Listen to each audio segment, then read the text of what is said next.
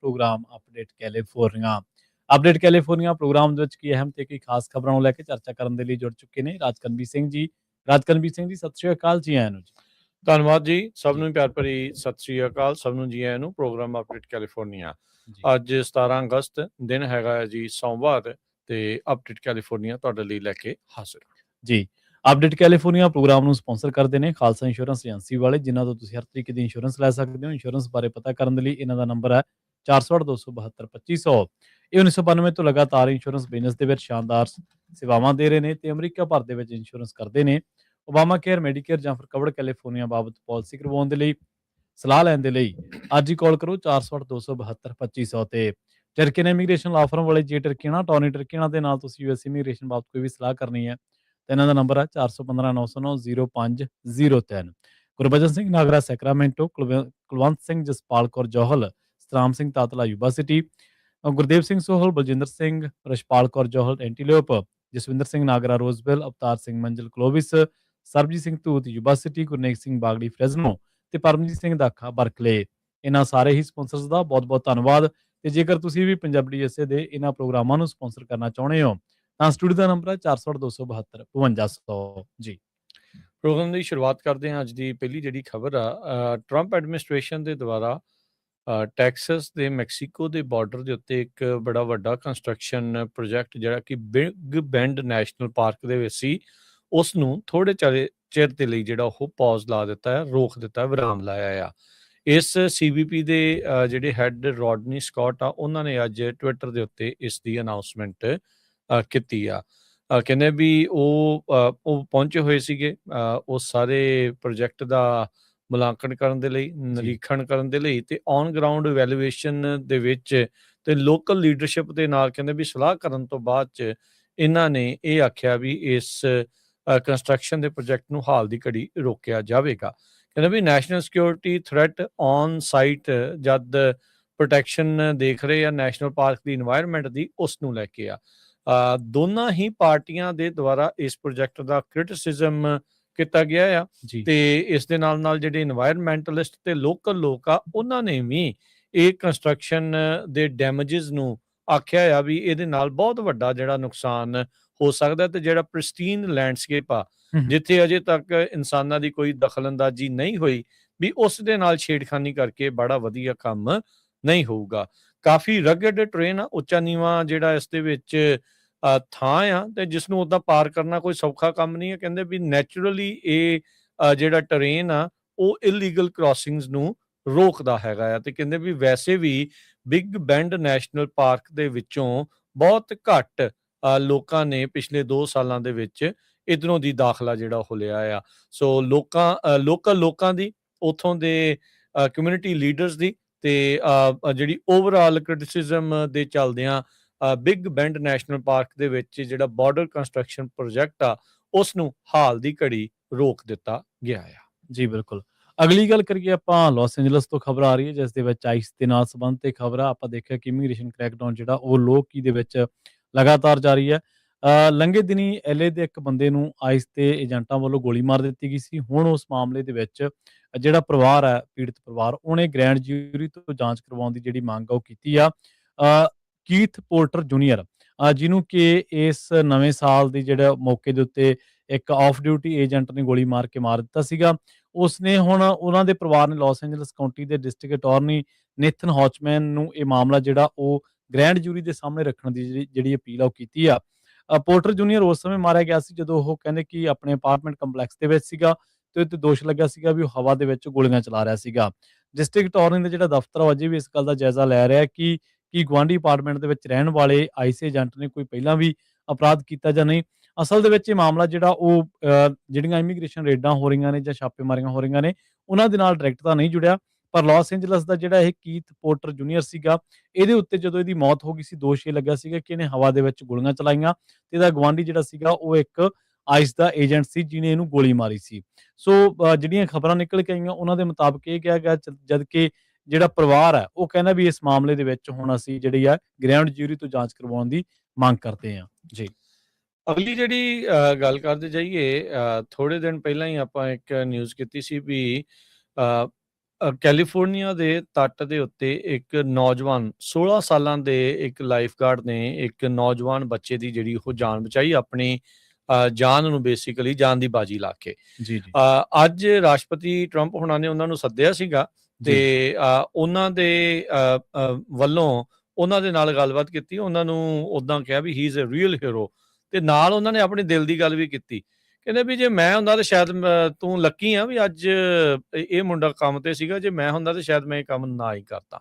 ਜੀ। ਨਥੈਨੀਅਲ 10 ਸਾਲ ਦਾ ਜਿਹੜਾ ਮੁੰਡਾ ਉਹ ਇਹਨਾਂ ਵੇਵਸ ਦੇ ਵਿੱਚ ਰੁੜ ਕੇ ਹੂੰ, ਜਿਹੜੇ ਕੈਲੀਫੋਰਨੀਆ ਕੋਸਟ ਦੇ ਵਿੱਚ ਸਮੁੰਦਰ ਦੇ ਵਿੱਚ ਮਹਾਸਾਗਰ ਵੱਲ ਨੂੰ ਤੁਰਿਆ ਜਾਂਦਾ ਸੀ। 16 ਸਾਲਾਂ ਦੇ ਰਾਈਡਰ ਵਿਲੀਅਮਸ ਇਸ ਲਾਈਫਗਾਰਡ ਨੇ ਆਪਣੀ ਜਾਨ ਦੀ ਪਰਵਾਹ ਕੀਤੇ ਬਗੈਰ ਉਸ ਦੇ ਮਗਰ ਜਿਹੜਾ ਉਹ ਤੈਰ ਕੇ ਗਿਆ ਤੇ ਉਸ ਨੂੰ ਵਾਪਸ ਸੁਰੱਖਿਅਤ ਤੱਟ ਦੇ ਉੱਤੇ ਜਿਹੜਾ ਉਹ ਲਿਆਂਦਾ। ਸੋ ਟਰੰਪ ਹੋਣਾ ਨੇ ਦੋਨਾਂ ਦੇ ਨਾਲ, ਰਾਈਡਰ ਵਿਲੀਅਮਸ ਤੇ ਜਿਹੜਾ ਬਚਿਆ ਆ ਨਥੈਨੀਅਲ, ਉਹਨਾਂ ਦੇ ਨਾਲ ਮੁਲਾਕਾਤ ਜਿਹੜੀ ਉਹ ਕੀਤੀ। ਉਹਨਾਂ ਨੇ ਕਿਹਾ ਵੀ ਜਿਸ ਨੇ ਇਸ ਮੁੰਡੇ ਨਥੈਨੀਅਲ ਦੀ ਜਾਨ ਬਚਾਈ ਆ, ਵੀ ਇਸ ਨੂੰ ਸਿਵਿਲੀਅਨ ਆਨਰ ਜਿਹੜਾ ਉਹ ਮਿਲਣਾ ਜਿਹੜਾ ਉਹ ਚਾਹੀਦਾ ਆ। ਜਦ ਇਹ ਖਬਰ ਪ੍ਰਚਲਿਤ ਹੋਈ ਸੀ ਪੂਰੇ ਮੁਲਕ ਭਰ ਦੇ ਵਿੱਚ, ਤਾਂ ਟਰੰਪ ਹੋਣਾ ਨੇ ਸੋਸ਼ਲ ਮੀਡੀਆ ਦੇ ਉੱਤੇ ਇਸ ਮੁੰਡੇ ਨੂੰ ਵਾਈਟ ਹਾਊਸ ਦੇ ਵਿੱਚ ਆਉਣ ਦੇ ਲਈ ਸੱਦਾ ਦਿੱਤਾ ਸੀ ਤੇ ਕਿਹਾ ਸੀਗਾ ਵੀ ਬਰੇਵਰੀ ਦੇ ਲਈ ਇਸ ਨੂੰ ਰਿਵਾਰਡ ਕੀਤਾ ਜਿਹੜਾ ਹੋ ਜਾਊਗਾ। ਸੋ ਜੁਲਾਈ ਦੇ ਅਖੀਰ ਦੇ ਵਿੱਚ ਉਹ ਵੀਡੀਓ ਕਾਫੀ ਜ਼ਿਆਦਾ ਜਿਹੜੀ ਉਹ ਵਾਇਰਲ ਹੋਈ ਸੀ। ਨਥੈਨੀਅਲ ਦਾ ਪਿਓ ਸੁਮਿਤ, ਉਹਨਾਂ ਨੇ ਜਿਹੜੀ ਪ੍ਰੈਸ ਦੇ ਨਾਲ ਗੱਲ ਕਰਦੇ ਹੋਏ ਕਿਹਾ ਵੀ ਮੈਂ ਇਸ ਮੁੰਡੇ ਦਾ ਜਿਹੜਾ ਮੁੱਲ ਆ ਕਦੀ ਵੀ ਨਹੀਂ ਤਾਰ ਸਕਦਾ ਤੇ ਹਮੇਸ਼ਾ ਹੀ ਇਸ ਦਾ ਅਹਿਸਾਨ ਮੰਦ ਜਿਹੜੇ ਉਹ ਰਵਾਂਗੇ। ਪਰ ਗੱਲਾਂ ਬਾਤਾਂ ਦੇ ਵਿੱਚ ਟਰੰਪ ਹੁਣਾਂ ਨੇ ਆਪਣੀ ਜਿਹੜੀ ਅਸਲੀਅਤ ਆ ਉਹ ਦੱਸੀ ਵੀ ਸ਼ੁਕਰ ਕਰ ਵੀ ਮੈਂ ਕੰਮ ਤੇ ਨਹੀਂ ਸੀਗਾ, ਨਹੀਂ ਤਾਂ ਤੂੰ ਅੱਜ ਰੁੜਿਆ ਹੀ ਸਮਝੋ। ਜੀ। ਅਗਲੀ ਜਿਹੜੀ ਖਬਰ ਆ ਉਹ ਕੈਲੀਫੋਰਨੀਆ ਦੇ ਵਿੱਚ ਜਿਹੜਾ ਇਨ ਐਂਡ ਆਊਟ ਜਿਹੜੀ 버ਗਰ ਦੀ ਚੇਨ ਆ ਉਹਦੇ ਨਾਲ ਜੁੜੀ ਹੋਈ ਆ। ਇੱਕ ਜਿਹੜਾ ਸਾਬਕਾ ਮੁਲਾਜ਼ਮ ਆ ਉਹਨੇ ਦੋਸ਼ ਲਾਇਆ ਵੀ ਮੇਰੇ ਨਾਲ ਜਿਹੜਾ ਜਦੋਂ ਮੈਂ ਕੰਮ ਕਰਦਾ ਸੀ ਇਨ ਐਂਡ ਆਊਟ ਦੇ ਵਿੱਚ, ਉਦੋਂ ਮੇਰੇ ਨਾਲ ਰਿਲੀਜੀਅਸ ਡਿਸਕ੍ਰਿਮੀਨੇਸ਼ਨ ਕੀਤਾ ਗਿਆ। ਵੈਸੇ ਤਾਂ ਆਪਾਂ ਨੂੰ ਪਤਾ ਹੈ ਕਿ ਅਮਰੀਕਾ ਦੇ ਵਿੱਚ ਜਾਂ ਕੈਲੀਫੋਰਨੀਆ ਦੇ ਵਿੱਚ ਇਹਨਾਂ ਮਾਮਲਿਆਂ ਨੂੰ ਲੈ ਕੇ ਸਖਤ ਕਾਨੂੰਨ ਨੇ, ਬਰਾਬਰ ਮੌਕੇ ਦਿੱਤੇ ਜਾਂਦੇ ਨੇ ਜਾਂ ਕਿਸੇ ਵੀ ਨਾਲ ਇਸ ਤਰ੍ਹਾਂ ਦੇ ਧਰਮ ਦੇ ਆਧਾਰ ਦੇ ਉੱਤੇ, ਮਜ਼ਹਬ ਦੇ ਫਿਰਕੇ ਦੇ ਆਧਾਰ ਦੇ ਉੱਤੇ ਇਸ ਤਰ੍ਹਾਂ ਨਹੀਂ ਕੀਤਾ ਜਾਂਦਾ। ਪਰ ਦੱਖਣੀ ਕੈਲੀਫੋਰਨੀਆ ਦੇ ਵਿੱਚ ਇਹ ਜਿਹੜੀ ਸਥਿਤ ਇੱਕ ਇਨ ਐਂਡ ਆਊਟ ਦੱਸਿਆ ਗਿਆ। ਸਾਬਕਾ ਕੋਕਾ ਜੀ ਨੇ ਇੱਕ ਜਿਹੜਾ ਮੁਕੱਦਮਾ ਉਹ ਕੀਤਾ, ਉਹ ਦੋਸ਼ ਲਾਇਆ ਵੀ ਉਹਦੇ ਧਰਮ ਦੇ ਵਿੱਚ ਨਿਸ਼ਠਾ ਕਰਕੇ ਉਹਨੂੰ ਜਿਹੜਾ ਉਹਦੇ ਨਾਲ ਜਿਹੜਾ ਵਿਵਹਾਰ ਕੀਤਾ ਗਿਆ ਉਹ ਅਨਿਆਂਪੂਰਨ ਸੀਗਾ ਤੇ ਅੰਤ ਦੇ ਵਿੱਚ ਉਸ ਨੂੰ ਨੌਕਰੀ ਤੋਂ ਜਿਹੜਾ ਉਹ ਕੱਢ ਦਿੱਤਾ ਗਿਆ।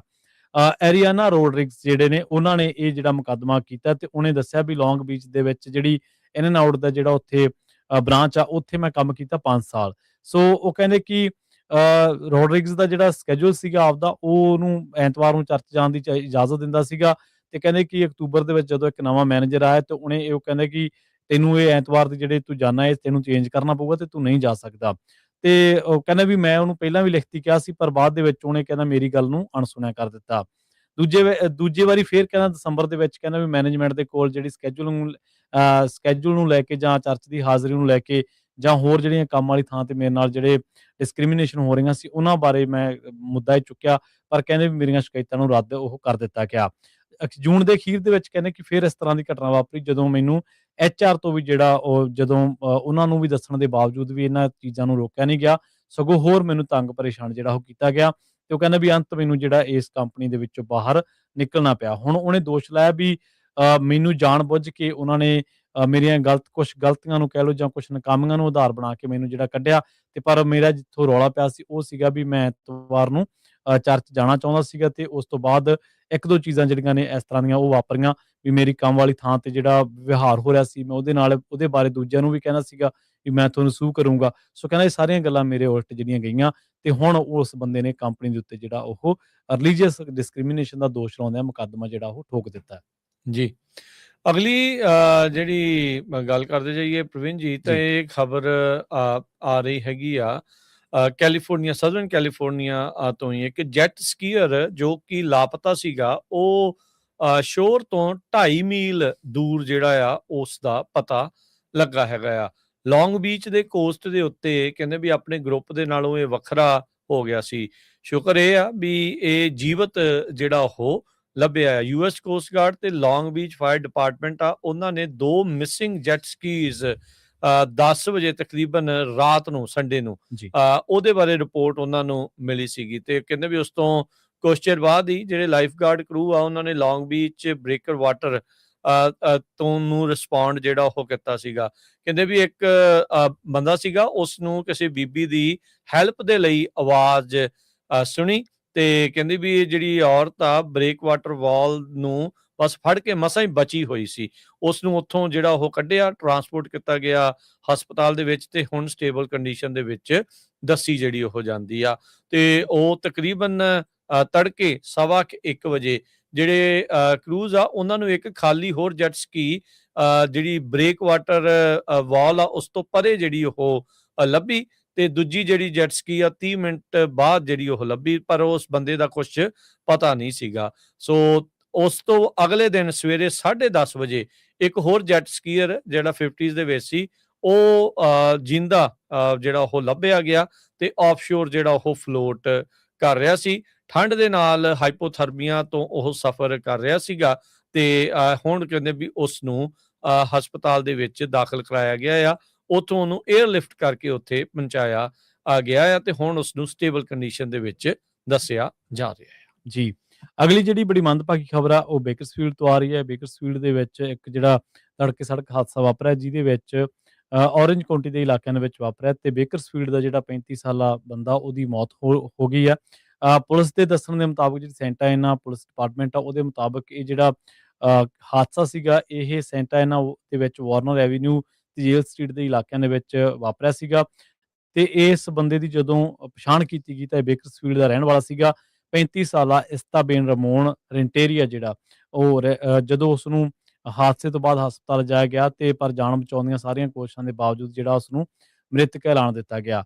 ਪੁਲਿਸ ਦੇ ਦੱਸਣ ਦੇ ਮੁਤਾਬਕ ਜਿਹੜਾ ਇਹ ਰੈਂਟੇਰੀਆ ਵਾਰਨਰ ਐਵੀਨਿਊ ਤੇ ਬਿਨਾਂ ਇੱਕ ਨਿਸ਼ਾਨਬੱਧ ਕ੍ਰਾਸਵਾਕ ਸੀਗਾ, ਜਿਸ ਨੂੰ ਉਹ ਸੜਕ ਪਾਰ ਕਰ ਰਿਹਾ ਸੀਗਾ, ਤੇ ਇੱਕ ਗੱਡੀ ਨੇ ਇਹਨੂੰ ਬੜੇ ਭਿਆਨਕ ਤਰੀਕੇ ਦੇ ਨਾਲ ਟੱਕਰ ਮਾਰੀ। ਉਹ ਡਿੱਗਿਆ ਤੇ ਮੌਕੇ ਤੇ ਬਹੁਤ ਜ਼ਿਆਦਾ ਜ਼ਖਮੀ ਜਿਹੜਾ ਹੋ ਗਿਆ ਸੀਗਾ।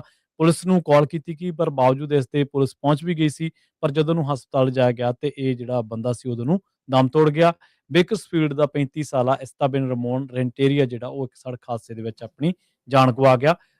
ਜਿਵੇਂ ਆਪਾਂ ਪੈਦਲ ਲੋਕਾਂ ਨੂੰ ਦੇਖਦੇ ਹਾਂ, ਪਰ ਇਹ ਮੇਰੇ ਖਿਆਲ ਦੇ ਨਾਲ ਸਵੇਰ ਦਾ ਸਮਾਂ ਸੀਗਾ, ਸ਼ਾਇਦ ਕਾਰ ਚਾਲਕ ਨੂੰ ਇਹ ਦਿਖਾਈ ਨਹੀਂ ਦਿੱਤਾ, ਤੇ ਉੱਥੇ ਜਿਹੜੀ ਆ ਕ੍ਰਾਸ ਵਾਕ ਦੇ ਉੱਤੇ ਜਿਹੜੇ ਆਪਾਂ ਬਟਨ ਦੱਬਦੇ ਹਾਂ ਉਹ ਵੀ ਹੈ ਨਹੀਂ ਸੀਗਾ। ਜੀ ਜੀ, ਰਾਸ਼ਟਰਪਤੀ ਟਰੰਪ ਨੇ ਸਾਊਥ ਕੋਰੀਆ ਨੂੰ ਝਟਕਾ ਦੇ ਦਿੱਤਾ, ਸਾਰੀ ਦੁਨੀਆ ਨੂੰ ਝਟਕਾ ਦਿੱਤਾ, ਜਦੋਂ ਉਹਨਾਂ ਨੇ ਕਿਹਾ ਵੀ ਅਸੀਂ ਮਿਲ ਕੇ ਜਿਹੜੇ ਸਾਂਝੇ ਫੌਜੀ ਅਭਿਆਸ ਆ ਉਹਨਾਂ ਨੂੰ ਘਟਾਉਣ ਜਿਹੜਾ ਉਹ ਜਾ ਰਹੇ ਆ, ਤੇ ਕਹਿੰਦੇ ਵੀ ਨਾਰਥ ਕੋਰੀਆ ਵਾਲਾ ਜਿਹੜਾ ਲੀਡਰ ਆ ਉਹਨਾਂ ਦਾ ਬੜਾ ਅਜੀਜ਼ ਮਿੱਤਰ ਹੈਗਾ ਆ। ਟਰੰਪ ਹੁਣਾਂ ਨੇ ਇਹ ਹੁਣ ਦੱਸਿਆ ਵੀ ਜਿਹੜਾ ਨਾਰਥ ਕੋਰੀਆ ਦਾ ਲੀਡਰ ਕਿਮ ਜੋਂਗ ਉਨ ਆ, ਉਹਨਾਂ ਨੇ ਟਰੰਪ ਹੁਣਾਂ ਦੀ ਜਿਹੜੀ ਗੱਲਬਾਤ ਆ ਉਸ ਨੂੰ ਰਿਸਪੌਂਡ ਕੀਤਾ ਆ। ਕਹਿੰਦੇ ਵੀ ਜਦ ਉਹਨਾਂ ਨੇ ਸਕੇਲ ਬੈਕ ਕਰਨ ਦੀ ਗੱਲ ਆਖੀ ਮਿਲਟਰੀ ਐਕਸਰਸਾਈਜ਼ ਦੀ ਸਾਊਥ ਕੋਰੀਆ ਦੇ ਵਿੱਚ, ਪੱਤਰਕਾਰਾਂ ਦੇ ਨਾਲ ਓਵਲ ਆਫਿਸ ਤੋਂ ਟਰੰਪ ਹੁਣੀ ਗੱਲਬਾਤ ਉਹ ਕਰ ਰਹੇ ਸੀਗੇ।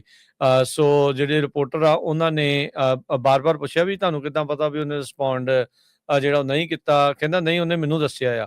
ਕਹਿੰਦੇ ਵੀ ਜਿਹੜੀ ਕਨਵਰਸੇਸ਼ਨ ਆ ਉਹ ਕਿਮ ਦੇ ਨਾਲ ਹੋਈ ਹੈ, ਕਹਿੰਦਾ ਵੀ ਬੜੀ ਪੋਜ਼ਿਟਿਵ ਜਿਹੜੀ ਉਸ ਦੇ ਨਾਲ ਗੱਲਬਾਤ ਜਿਹੜੀ ਉਹ ਹੋਈ ਆ। ਸੋ ਆਪਾਂ ਦੱਸਦੇ ਜਾਈਏ ਵੀ ਪਹਿਲੇ ਕਾਰਜਕਾਲ ਦੇ ਵਿੱਚ ਟਰੰਪ ਹੁਣਾਂ ਦੀ ਮੁਲਾਕਾਤ ਕਿਮ ਜੋਂਗ ਉਨ ਦੇ ਨਾਲ ਇੱਕ ਹੋਈ ਸੀਗੀ, ਤੇ ਦੂਜੀ ਮੁਲਾਕਾਤ ਹੋਣ ਤੋਂ ਪਹਿਲਾਂ ਹੀ ਉਹ ਮੀਟਿੰਗ ਜਿਹੜੀ ਉਹ ਰੱਦ ਕਰ ਦਿੱਤੀ ਗਏ ਸੀਗੀ। ਸੋ ਹੁਣ ਰਾਸ਼ਟਰਪਤੀ ਟਰੰਪ ਆ ਉਹ ਦਾਅਵਾ ਕਰ ਰਹੇ ਆ ਵੀ ਕਿਮ ਜੋਂਗ ਉਨ ਨੇ ਉਹਨਾਂ ਦੀ ਗੱਲਬਾਤ ਨੂੰ ਰਿਸਪੌਂਡ ਕੀਤਾ ਹੈਗਾ ਆ।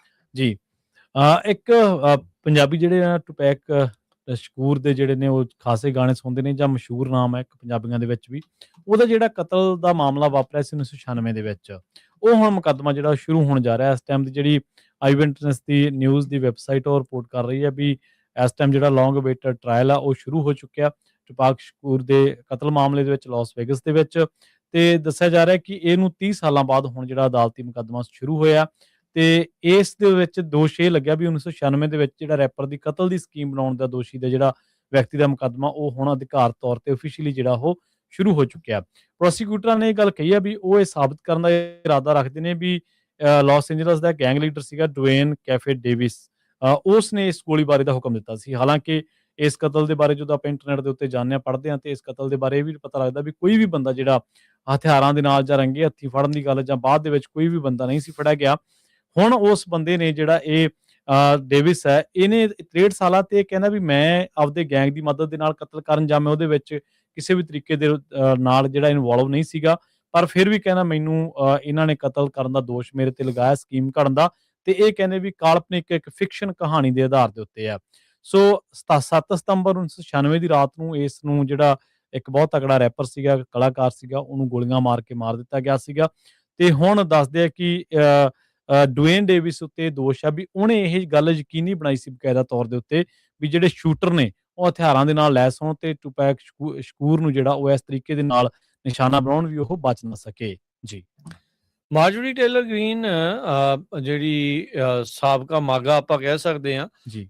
ਵੀ ਟਰੰਪ ਹੁਣਾਂ ਦੀ ਬਹੁਤ ਕੱਟੜ ਸਮਰਥਕ ਜਿਹੜੀ ਰਹੀ ਆ, ਤੇ ਹੁਣ ਉਹਨਾਂ ਦੇ ਨਾਲ ਬਣਦੀ ਨਹੀਂ ਆ। ਇੱਥੋਂ ਤੱਕ ਕਿ ਟਰੰਪ ਹੁਣਾਂ ਨੇ ਕਈ ਤਰੀਕੇ ਦੀਆਂ ਉਹਨਾਂ ਨੂੰ ਗੱਲਾਂ ਵੀ ਆਖੀਆਂ। ਆਪਣੇ ਰੀ-ਇਲੈਕਸ਼ਨ ਤੋਂ ਪਿੱਛੇ ਹਟ ਚੁੱਕੀ ਆ। ਉਹ ਕਾਂਗਰਸ ਵੂਮਨ ਜਿਹੜੀ ਆ ਉਹ ਰਹੀ ਆ। ਉਹਨੇ ਇਹ ਦਾਅਵਾ ਕੀਤਾ ਆ ਵੀ ਕਹਿੰਦੀ ਵੀ ਮੈਨੂੰ ਪਤਾ ਲੱਗਾ ਆ ਵੀ ਜਿਹੜੀ ਟਰੰਪ ਐਡਮਿਨਿਸਟ੍ਰੇਸ਼ਨ ਆ ਈਰਾਨ ਦੇ ਉਲਟ ਨਿਊਕਲੀਅਰ ਐਕਸ਼ਨ ਲੈਣ ਦੇ ਬਾਰੇ ਸੋਚ ਰਹੀ ਹੈਗੀ ਆ। ਕਹਿੰਦੇ ਵੀ ਸਟ੍ਰੈਟਜੀ ਮੀਟਿੰਗਸ ਦੇ ਵਿੱਚ ਨਿਊਕਲੀਅਰ ਐਕਸ਼ਨ ਦੀ ਗੱਲਬਾਤ ਕੀਤੀ ਜਿਹੜੀ ਉਹ ਜਾ ਰਹੀ ਹੈਗੀ ਆ। ਸੋ ਆਪਣੇ ਅਹੁਦੇ ਤੋਂ ਗ੍ਰੀਨ ਨੇ ਅਸਤੀਫਾ ਦੇ ਦਿੱਤਾ ਸੀਗਾ ਯੂਐਸ ਹਾਊਸ ਆਫ ਰਿਪਰੈਜ਼ੈਂਟੇਟਿਵਸ ਤੋਂ ਜਨਵਰੀ ਮਹੀਨੇ ਦੇ ਵਿੱਚ ਆਪਣੇ ਫੁੱਲ ਟਰਮ ਕਰਨ ਤੋਂ ਪਹਿਲਾਂ ਹੀ। ਸੋ ਉਸ ਦੀ ਥਾਂ ਦੇ ਉੱਤੇ ਜਿਹੜੇ ਮਾਗਾ ਦੇ ਸਪੋਰਟਰ ਕਲੇ ਫੁਲਰ ਆ ਉਹ ਇਲੈਕਸ਼ਨ ਦੇ ਵਿੱਚ ਜਿਹੜਾ ਉਹ ਅੱਗੇ ਪਹੁੰਚ ਚੁੱਕੇ ਹੈਗੇ ਆ। ਪਰ ਗ੍ਰੀਨ ਕਹਿੰਦੀ ਵੀ ਈਰਾਨ ਵਾਰ ਦੀ ਪਹਿਲਾਂ ਹੀ ਬਹੁਤ ਉਲਟ ਜਿਹੜੀ ਉਹ ਚੱਲਦੀ ਸੀਗੀ, ਤੇ ਉਹਨੇ ਕਈ ਜਿਹੜੇ ਕੰਜ਼ਰਵੇਟਿਵਸ ਆ ਜਿਨ੍ਹਾਂ 'ਚ ਰਿਪਰੈਜ਼ੈਂਟੇਟਿਵ ਥਾਮਸ ਮੇਸੀ ਆ, ਟੱਕਰ ਕਾਲਸਨ ਆ, ਹੋਰ ਵੀ ਕਈ ਜਣੇ ਆ ਜਿਹੜੇ ਈਰਾਨ ਵਾਰ ਦੇ ਉਲਟ ਸੀ, ਉਹਨਾਂ ਦੇ ਨਾਲ ਜਿਹੜੀ ਉਹ ਸ਼ਾਮਲ ਹੋਈ ਆ।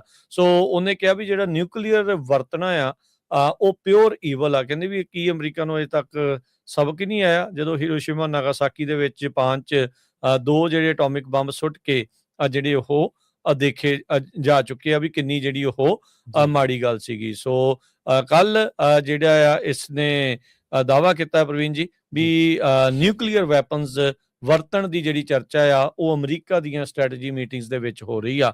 ਉਹ ਜਿਹੜਾ ਦੇਖਿਆ ਜਾਵੇ ਤਾਂ ਜਿਹੜੀ ਵਾਈਟ ਹਾਊਸ ਆ ਟਰੰਪ ਐਡਮਿਨਿਸਟ੍ਰੇਸ਼ਨ ਨੇ ਇਹਨਾਂ ਦੀ ਇਸ ਗੱਲ ਨੂੰ ਟੋਟਲ ਫੇਕ ਨਿਊਜ਼ ਜਿਹੜਾ ਉਹ ਆਖਿਆ ਤੇ ਟੋਟਲੀ ਨਕਾਰ ਦਿੱਤਾ ਆ। ਕਹਿੰਦੇ ਵੀ ਇਦਾਂ ਦੀ ਕੋਈ ਵੀ ਗੱਲਬਾਤ ਨਹੀਂ ਹੋਈ। ਉਧਰ ਈਰਾਨ ਤੋਂ ਇਹ ਸਿਗਨਲ ਆ ਰਹੇ ਆ, ਕਹਿੰਦੇ ਵੀ ਜੇ ਯੂਐਸ ਗਰਾਊਂਡ ਆਪਰੇਸ਼ਨ ਕਰਦਾ ਆ ਤੇ ਅਸੀਂ ਉਸ ਦੇ ਲਈ ਪੂਰੀ ਤਰ੍ਹਾਂ ਤਿਆਰ ਆ।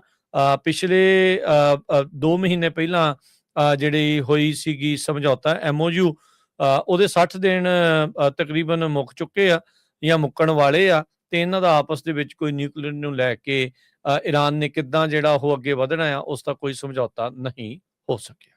ਜੀ ਬਿਲਕੁਲ। ਅਗਲੀ ਗੱਲ ਕਰੀਏ ਇਮੀਗ੍ਰੇਸ਼ਨ ਦੇ ਬਾਰੇ। ਸੈਨ ਡਿਏਗੋ ਜਿਹੜੀ ਕਾਉਂਟੀ ਆ ਉਹ ਹੁਣ ਸੋਚ ਵਿਚਾਰ ਕਰ ਰਹੀ ਹੈ ਵੀ ਕਿਵੇਂ ਆਪਾਂ ਜਿਹੜੇ ਫੈਡਰਲ ਇਮੀਗ੍ਰੇਸ਼ਨ ਏਜੰਸੀਜ਼ ਆ ਉਹਨਾਂ ਨੂੰ ਆਪਾਂ ਕਾਉਂਟੀ ਦੇ ਜਿਹੜੇ ਫਾਇਰ ਆਰਮ ਟ੍ਰੇਨਿੰਗ ਫੈਸਿਲਿਟੀਜ਼ ਨੇ ਉਹਨਾਂ ਨੂੰ ਵਰਤਣ ਦੇ ਉੱਤੇ ਕਿਵੇਂ ਰੋਕ ਲਾਈਏ। ਦੱਸਿਆ ਜਾ ਰਿਹਾ ਕਿ ਜਿਹੜੇ 2 ਸੁਪਰਵਾਈਜ਼ਰ ਨੇ ਉਹਨਾਂ ਨੇ ਆਰਗੂ ਕੀਤਾ, ਉਹ ਕਹਿੰਦੇ ਵੀ ਜਿਹੜੀ ਲੋਕਲ ਫਾਇਰਿੰਗ ਰੇਂਜ ਹੈ ਇਹ ਕੋਈ ਕਹਿੰਦੇ ਵੀ ਪ੍ਰੈਜ਼ੀਡੈਂਟ ਟਰੰਪ ਦੀ ਜਿਹੜੀ ਮਾਸ ਡਿਪੋਰਟੇਸ਼ਨ ਜਿਹੜਾ ਏਜੰਡਾ ਉਹਦਾ ਕੋਈ ਟ੍ਰੇਨਿੰਗ ਗਰਾਊਂਡ ਨਹੀਂ ਬਣਨੀ ਚਾਹੀਦੀ। ਇਹ ਇੱਕ ਮੇਰੇ ਹਿਸਾਬ ਦੇ ਨਾਲ ਚੰਗੀ ਗੱਲ ਵੀ ਹੈ। ਕਿਸੇ ਦੇਸ਼ ਦੇ ਵਿੱਚ ਕੋਈ ਵੀ ਲੋਕਲ ਜਿਹੜੀ ਸਰਕਾਰ ਹੁੰਦੀ ਆ ਉਹ ਜੇ ਫੈਡਰਲਿਜ਼ਮ ਹੋਵੇ ਤਾਂ ਉਸ ਦੇਸ਼ ਦੇ ਵਿੱਚ ਤਾਂ ਉਹ ਵਿਰੋਧ ਕਰ ਸਕਦੇ ਆ। ਅਸਲ ਦੇ ਵਿੱਚ ਉਹ ਕਹਿੰਦੇ ਵੀ 2 ਸੁਪਰਵਾਈਜ਼ਰ ਜਿਹੜੇ ਨੇ ਜਿਨ੍ਹਾਂ ਦੇ ਵਿੱਚ ਬੋਰਡ ਦੀ ਜਿਹੜੀ ਚੇਅਰ ਹੈ ਟੈਰਾ ਲੌਸਨ ਨਿਮਰ, ਉਹ ਕਹਿੰਦੀ ਵੀ ਸਾਡੀਆਂ ਜਿਹੜੀਆਂ ਸਥਾਨਕ ਜਨਤਕ ਸਹੂਲਤਾਂ ਨੇ ਉਹ ਸਾਡੇ ਨਿਵਾਸੀਆਂ ਦੀ ਸੇਵਾ ਦੇ ਲਈ ਹੈ, ਨਾ ਕਿ ਸੰਘੀ ਇਮੀਗ੍ਰੇਸ਼ਨ ਕਾਰਵਾਈਆਂ ਦਾ ਸਮਰਥਨ ਕਰਨ ਦੇ ਲਈ ਜੋ ਕਿ ਕਾਨੂੰਨ ਦੇ ਸ਼ਾਸਨ ਅਤੇ ਜਿਹੜੀ ਇੱਕ ਸਹੀ ਪ੍ਰੋਸੀਜਰ ਆ ਉਹਦੀ ਉਹ ਉਲੰਘਣਾ ਕਰਦੇ ਆ ਖੁਦ। ਤੇ ਨਾਲ ਹੀ ਜਿਹੜੀ ਚੇਅਰ ਹੈ ਪ੍ਰੋਟੈਮਾ ਪਲੋਮਾ ਐਗੁਆਇਰ, ਉਹਨੇ ਵੀ ਕਿਹਾ ਵੀ ਜਿਹੜੀ US immigration and custom enforcement ਆ ਤੇ ਆਈਸ ਅਤੇ ਕਸਟਮ ਐਂਡ ਬਾਰਡਰ ਪ੍ਰੋਟੈਕਸ਼ਨ ਹੈ, ਇਹਦੇ ਨਾਲ ਸਮਝੌਤਾ ਸਾਨੂੰ ਮੰਗ ਕਰਨਾ ਜਿਹੜਾ ਖਤਮ ਕਰ ਦੇਣਾ ਚਾਹੀਦਾ ਹੈ। ਸੁਪਰਵਾਈਜ਼ਰ ਇਹ ਤਰਕ ਦਿੰਦੇ ਆ ਵੀ ਜਿਹੜੇ ਇਹ ਛਾਪੇਮਾਰੀਆਂ ਹੋ ਰਹੀਆਂ ਨੇ ਜਾਂ ਜਿਹੜਾ ਆਈਸ ਦਾ ਕੰਮ ਕਰਨ ਦਾ ਤਰੀਕਾ ਘਰ ਹੈ ਉਹ ਪਰਿਵਾਰਾਂ ਨੂੰ ਵੱਖ ਕਰ ਰਿਹਾ ਤੇ ਡਰ ਦਾ ਮਾਹੌਲ ਪੈਦਾ ਕਰ ਰਿਹਾ ਹੈ। ਸੋ ਹੁਣ ਦੱਸਿਆ ਜਾ ਰਿਹਾ ਕਿ ਜਿਹੜਾ ਇਹ San Diego regional firearms training center ਹੈ ਇਹਦੇ ਵਿੱਚ ਲਗਭਗ ਜਿਹੜੇ ਸੰਘੀ ਇਮੀਗ੍ਰੇਸ਼ਨ ਏਜੰਟ ਨੇ ਉਹਨਾਂ ਨੇ 3350 ਘੰਟੇ ਬਿਤਾਏ ਆ। ਤੇ ਇਹ ਸਮਝੌਤੇ ਜਿਹੜਾ 2021 ਦੇ ਵਿੱਚ ਸਾਈਨ ਕੀਤੇ ਗਏ ਸੀਗੇ, ਜਿਨ੍ਹਾਂ ਤੋਂ ਲਗਭਗ ਹੁਣ ਤੱਕ ਜਿਹੜਾ $1,26,780 ਦੀ ਜਿਹੜੀ ਆਮਦਨ ਹੈ ਸਿਟੀ ਕਰ ਚੁੱਕਿਆ।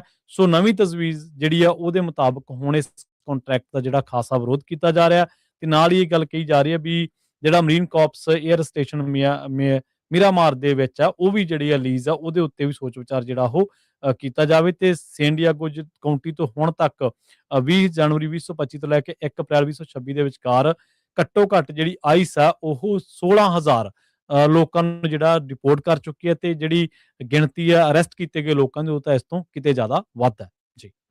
ਪ੍ਰੋਗਰਾਮ ਦਾ ਸਮਾਂ ਵੀ ਸਮਾਪਤ ਹੈ। ਜਾਂਦੇ ਜਾਂਦੇ ਮਾਰਕੀਟ ਦਾ ਹਾਲ ਜੇ ਤੁਹਾਡੇ ਨਾਲ ਦੱਸਦੇ ਜਾਈਏ ਤਾਂ ਅੱਜ ਡਾਓ ਜੋਨ 200 ਤੇ 73 ਪੁਆਇੰਟ ਘਟ ਕੇ 53,460 ਤੇ ਬੰਦ ਹੋਇਆ। S&P 41 ਪੁਆਇੰਟ ਘਟ ਕੇ 7745, ਨੈਸਡੈਕ 84 ਪੁਆਇੰਟ ਘਟ ਕੇ 26,645 ਤੇ ਬੰਦ ਹੋਇਆ। ਸੋਨੇ ਦਾ ਭਾਅ $4487 ਪ੍ਰਤੀ ਟਰੋਏ ਆਉਂਸ, ਕੱਚੇ ਤੇਲ ਦੀ ਕੀਮਤ $85 ਪ੍ਰਤੀ barrel, 10 year yield 4.7%, crypto currency 'ਚ ਬਿਟਕੋਇਨ 64,323 ਤੇ ਇਥੀਰੀਅਮ 1900 ਤੇ $7 ਦੇ ਬਰਾਬਰ ਚੱਲ ਰਿਹਾ ਹੈਗਾ ਆ। ਜੀ ਇਸੇ ਤਰ੍ਹਾਂ ਜੇਕਰ ਕਰੰਸੀ ਦੀ ਗੱਲ ਕਰੀਏ ਤਾਂ ਅੱਜ ਇੱਕ US ਡਾਲਰ ਦੀ ਕੀਮਤ ਕੈਨੇਡਾ ਦੇ $1 ਤੇ 38 ਸੈਂਟ ਦੇ ਬਰਾਬਰ, ਇੰਡੀਆ ਦੇ 95 ਰੁਪਏ ਤੇ 69 ਪੈਸਿਆਂ ਦੇ ਬਰਾਬਰ ਤੇ ਪਾਕਿਸਤਾਨ ਦੇ 277 ਰੁਪਏ ਤੇ 60 ਪੈਸਿਆਂ ਦੇ ਬਰਾਬਰ ਰਹੀ ਹੈ ਜੀ। ਇੱਥੇ ਪ੍ਰੋਗਰਾਮ ਦੀ ਸਮਾਪਤੀ ਮੇਰੇ ਰਾਜਕਮਲ ਸਿੰਘ ਵੱਲੋਂ ਤੇ ਪ੍ਰਵੀਨ ਸ਼ਰਮਾ ਵੱਲੋਂ ਸਭ ਨੂੰ ਪਿਆਰ ਸਤਿਕਾਰ ਸਹਿ ਨਿੱਘੀ ਜਿਹੀ ਸਤਿ ਸ੍ਰੀ ਸ੍ਰੀ ਅਕਾਲ। ਜਿਉਂਦੇ ਵਾਸਤੇ ਰਹੋ, ਹੱਸਦੇ ਖੇਲਦੇ ਰਹੋ, ਸੁਣਦੇ ਰਹੋ, ਦੇਖਦੇ ਰਹੋ ਪੰਜਾਬੀ ਰੇਡੀਓ US। USA।